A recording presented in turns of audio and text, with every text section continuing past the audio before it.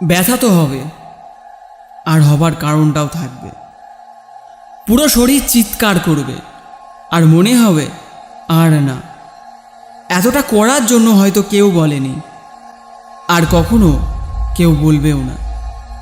এটা নয় যে তারা বলতে চায় না, কিন্তু নিজে ভেবে দেখ, আমরা তো শুধু অন্যকে ততটাই বলবো যতটা আমাদের দ্বারা পসিবল। যে মানুষটা ঘন্টায় 10 কিলোমিটার দৌড়াতে পারে, তো সে অন্য কাউকে 15 বা 20 কিলোমিটার দৌড়তে কি করে বলতে পারে? আর এই জন্য একা নিজেকে নিজে মেহনত করানো সব থেকে কঠিন। প্রথমে মানতে হবে আমরা একা, আর দ্বিতীয়, আমাদের এই ব্যথাটা নিজেদেরকেই সহ্য করতে হবে। কারণ লক্ষ্যটা আমার, আর আমি যে ভিশনটা দেখছি সেটা অন্য কারোর চোখে তো আটকাতে পারবো না। যেমন ছোট গাড়িতে বড় ইঞ্জিন ফিট হয় না,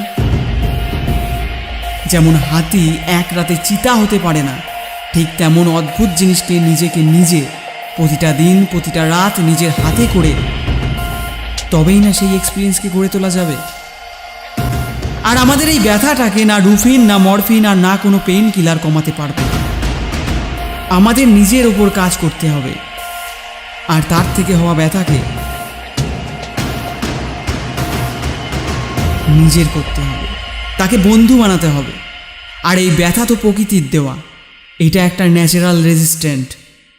ও আমাদের কখনো থামাবে না। ও আমাদের প্রতিবার থামিয়ে প্রতিটা পদক্ষেপকে পার করার চ্যালেঞ্জ দিয়ে দেবে। আর প্রতিটা পদক্ষেপকে পূরণ করার জন্য এই চ্যালেঞ্জটাকে প্রতিবার নিতে হবে।